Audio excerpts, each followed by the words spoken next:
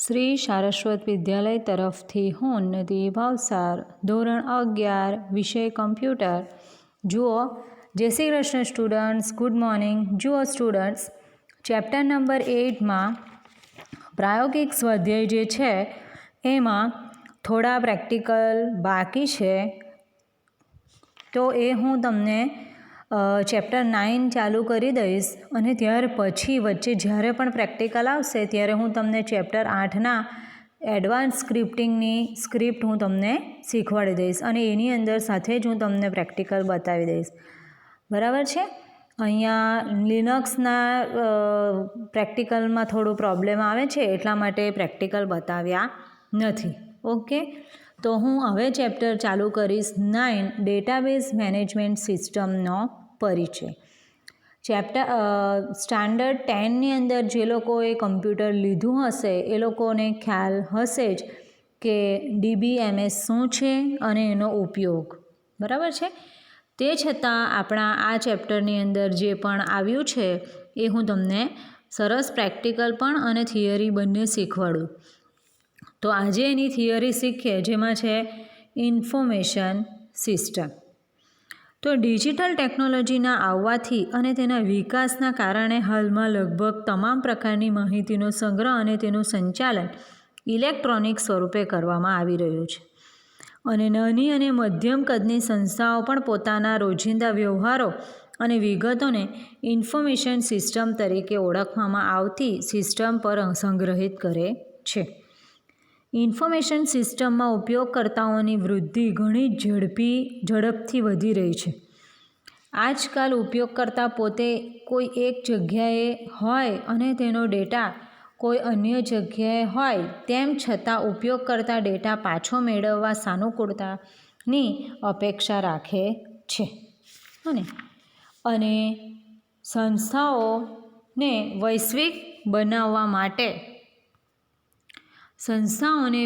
બનાવવા માટે ઉપયોગી ઇન્ફોર્મેશન સિસ્ટમ ફક્ત વ્યવહારોનો સંગ્રહ અને જાળવણીની પૂરતી મર્યાદિત નથી કે જેમાં ફક્ત સંસ્થાના રજિસ્ટર્સ અને ફાઇલની જાળવણી જ કરવામાં આવતી હોય.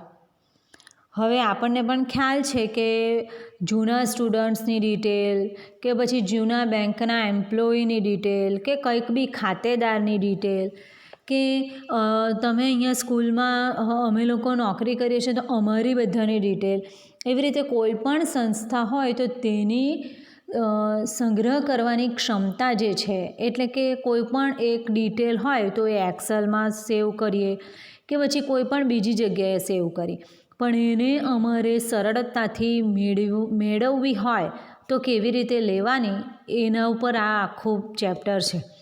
બરાબર? હવે તમે એક્સેલમાં અત્યાર સુધીના બધા રેકોર્ડ એડ કરી શકો છો. અને પછી એની અંદરથી મારે 2018ના 5મા ધોરણના છોકરાઓની ડિટેલ જોઈતી હોય તો હું લઈ શકું. બરાબર ને? તો એવી જ રીતે તમારા 11મા ધોરણના સ્ટુડન્ટ્સ જે 2014ના છે અને એના મને મેથ્સના માર્ક્સ જોઈતા છે સેકન્ડ એક્ઝામના, તો પણ મને મળી શકે. તો એવી જ રીતે બધી ડિટેલ અહીંયા જો એક્સેલની જગ્યાએ જો આપણને અહીંયા આગળ ડેટાબેઝમાં જો નાખી હોય ને તો એ આપણને સરળતાથી મળે છે. અને એની અંદર અલગ અલગ બધી વસ્તુઓ છે. પહેલાં બધો ડેટા સાચવવાનો અને પછી એની અંદરથી અલગ અલગ પ્રશ્નો એટલે કેવા કે મારે જેમ કે અત્યારના જ સ્ટુડન્ટની વાત કરીએ, જેમ કે 11મા ધોરણના સ્ટુડન્ટ્સ જે છે, મેથ્સના અલગ, બાયોના અલગ, બધા સાયન્સના સ્ટુડન્ટ છે, એટલે મેં તમને લોકોને એક જ ગ્રુપમાં લખ્યા છે. સબ્જેક્ટ તો મેથ્સ, કોઈનો બાયો, કોઈનો મેથ્સ, કોઈનો બાયો, એ રીતે.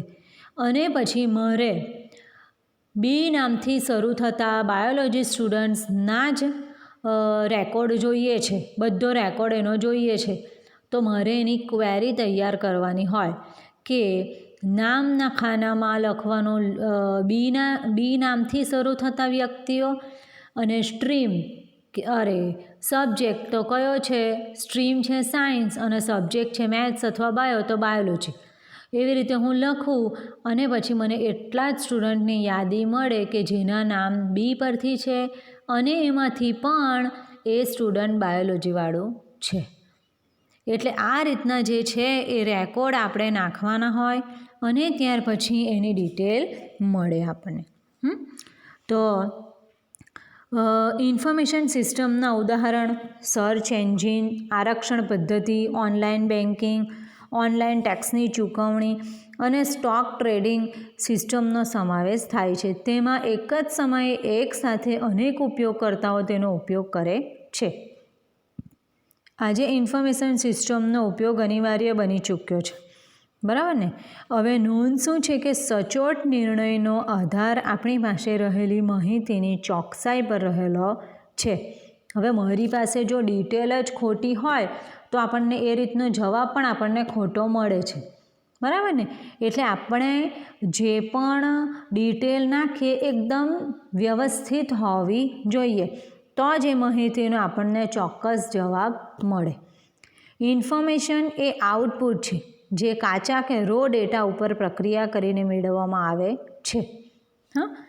ચલો હવે પહેલું આપણે જોઈએ કે ડેટા. ઘણી વખત ડેટા અને ઇન્ફોર્મેશન શબ્દનો ઉપયોગ એકબીજાના બદલે કરવામાં આવે છે. આપણને ખ્યાલ જ છે કે ઇન્ફોર્મેશન એટલે કે ડેટા, કોઈ પણ માહિતી જે આપણે ગણીએ એ, પણ એના બદલામાં કરવામાં આવે. પણ દરેક પ્રકારની હકીકત, આંકડાઓ અને વ્યક્તિઓ વિશેની વિગત, જગ્યાઓ, વસ્તુઓ અથવા પ્રસંગોને ડેટા કહે છે. ડેટા વિવિધ સ્વરૂપે હોઈ શકે. મૌખિક, લેખિત, કમ્પ્યુટરાઇઝ કે કમ્પ્યુટરાઇઝ ન કરેલા સ્વરૂપે હોઈ શકે. ડેટા તેના મૂળ સ્વરૂપમાં ખાસ ઉપયોગી નથી. ડેટા ઉપર કોઈ યોગ્ય પ્રક્રિયા કરી તેને ઉપયોગી અને અર્થપૂર્ણ ઇન્ફોર્મેશનના સ્વરૂપમાં ફેરવી શકાય છે.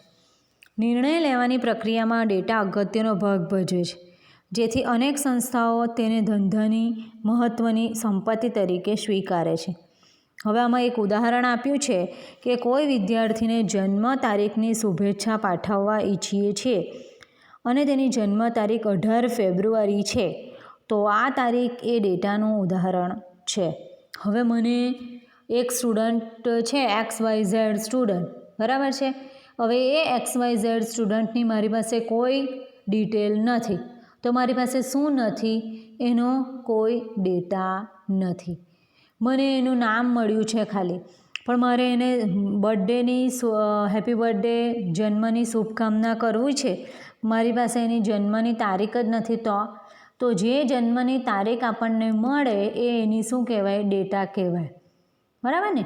એનું એડ્રેસ મળે તો એ એડ્રેસ, મોબાઈલ નંબર, એ કયા સ્ટ્રીમમાં છે, સાયન્સમાં કે કોમર્સમાં.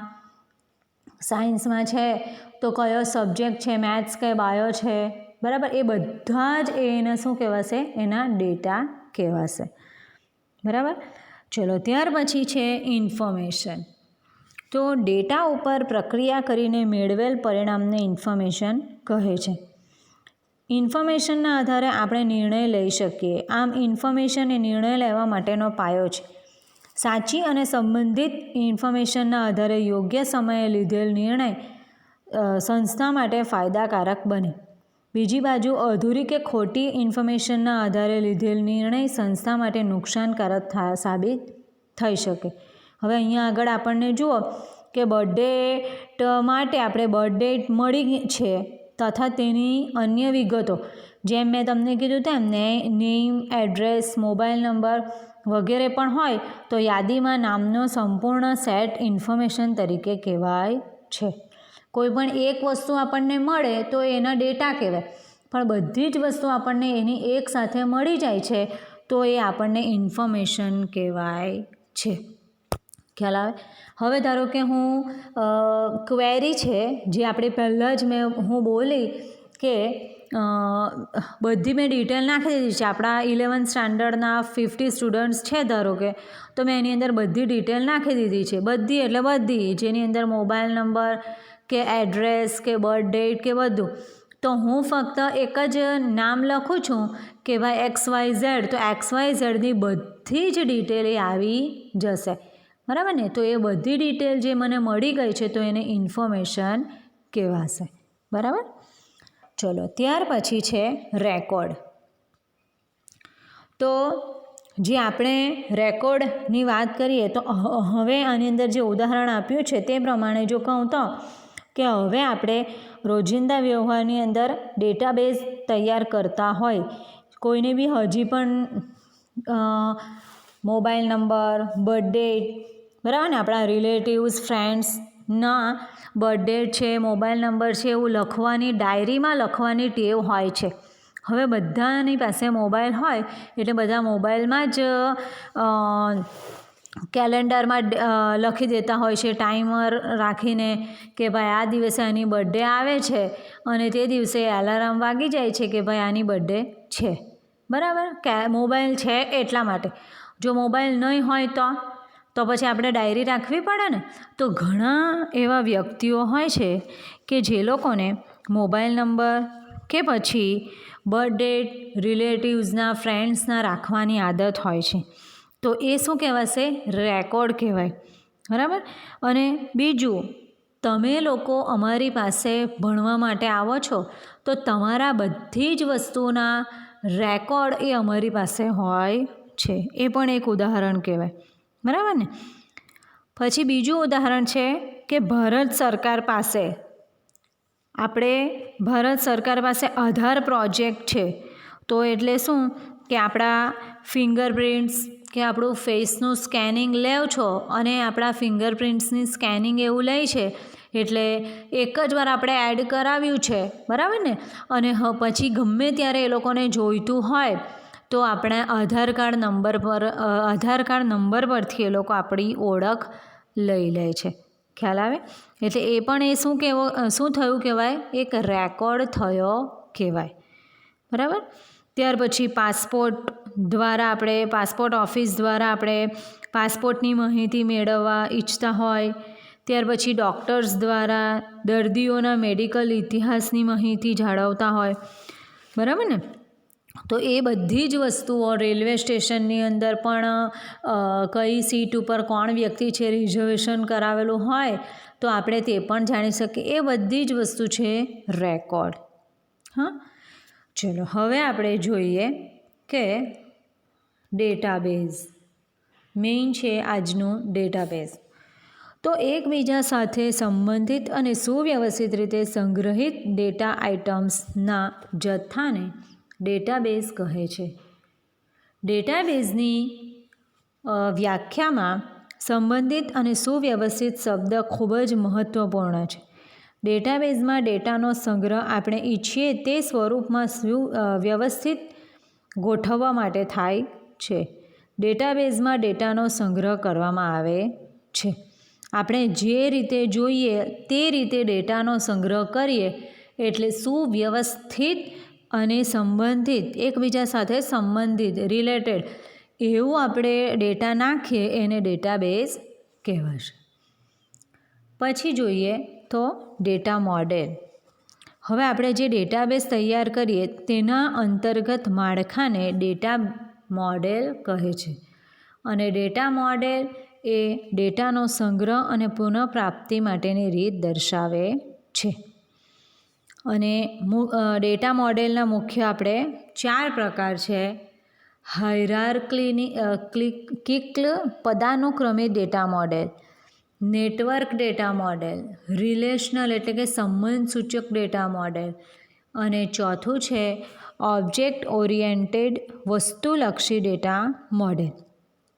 પણ આપણા આ જે ચેપ્ટર છે અને એની અંદર 3 ડેટા મોડેલનો ઉલ્લેખ કરેલો છે, જ્યારે હાલમાં ઓબ્જેક્ટ ઓરિએન્ટેડ પ્રકારના ડેટા મોડેલનો પણ ઉપયોગ થઈ રહ્યો છે. અને આપણે 10મા ધોરણની અંદર ચેપ્ટર 5માં ડેટા મોડેલનો સંદર્ભ આપણે જોઈ પણ શકીએ છીએ, બરાબર. અને હાલ બજારમાં વિવિધ પ્રકારની ડેટાબેઝ મેનેજમેન્ટ સિસ્ટમ ઉપલબ્ધ છે. જે આપણે ઉપર જોયું તે ડેટા મોડેલ પર આધારિત હોય છે. અને આપણે રિલેશનલ એટલે કે સંબંધસૂચક ડેટા મોડેલ આધારિત ડેટાબેઝ સિસ્ટમ વિશે માહિતી જોઈશું, બરાબર ને. અને ટૉપિક જોઈએ આગળ database management system.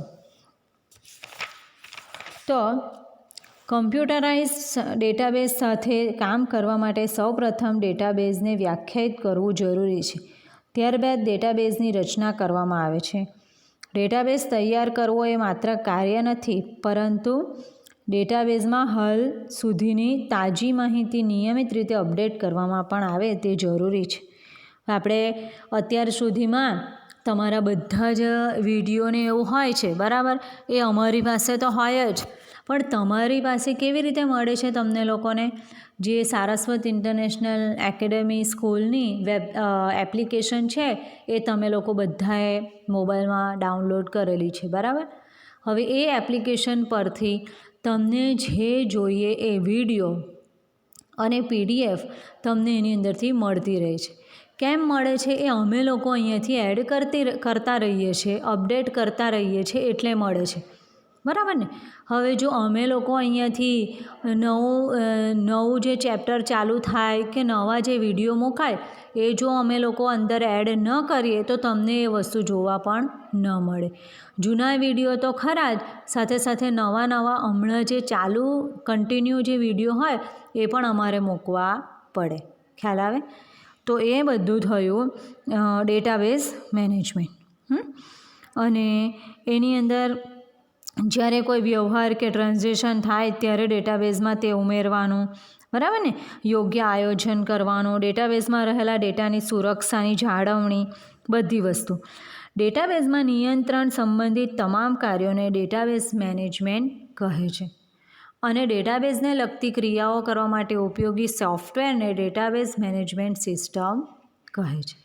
Database management સિસ્ટમને ડેટાનો કાર્યક્ષમ રીતે સંગ્રહ, જાળવણી અને પુનઃપ્રાપ્તિ કરવા માટે બનાવેલી સિસ્ટમ તરીકે વ્યાખ્યાયિત કરવામાં આવે છે. બીજું કે DBMS એ એક પ્રકારનું સોફ્ટવેર છે જે ડેટાબેઝને વ્યવહારુ અને વધારે ઉપયોગી બનાવે. અને જો ડેટાબેઝમાં રહેલી માહિતી પાછી મેળવવા માટે તેની સાથે કોઈ DBMS સંકળાયેલ ન હોય તો તે ડેટાબેઝ નિરર્થક છે. ને હાલ બજારમાં Oracle, Ingres, DB2, SQL, SQL server, MySQL, MyAccess, base પ્રકારના લોકપ્રિય RDBMS relational database management system software ઉપલબ્ધ છે. અને આપણે કયું યુઝ કરવાના છે? તો આપણે બેઝ યુઝ કરીશું. બેઝ એ આપણે યુઝ કરવાનું છે. બેઝને ઓપન ઓફિસ બેઝ તરીકે ઓળખવામાં આવે. ઓપન ઓફિસ સ્યુટનો એક ભાગ છે. ઓપન સોર્સ પ્રકારનું ડેટાબેઝ સોફ્ટવેર છે. અને બેઝ એ શું છે? તો રિલેશનલ ડેટા મોડેલ છે, બરાબર. અને આપણે જોયું અત્યાર સુધીના જેટલા ટોપિક, જેમ કે information system, data, information, record, database, data model, database management system, તો એના MCQ છે આટલા, બરાબર. 1થી લઈને 1 to 47, બરાબર. તો આટલા તમારે જોવાના છે. અને આના પછી હું બેઝનો પરિચય એ તમને લોકોને થિયરી થોડી શીખવાડીશ. ઓકે, ચલો. તો થેન્ક યુ સ્ટુડન્ટ્સ. જય શ્રી કૃષ્ણ. બાય.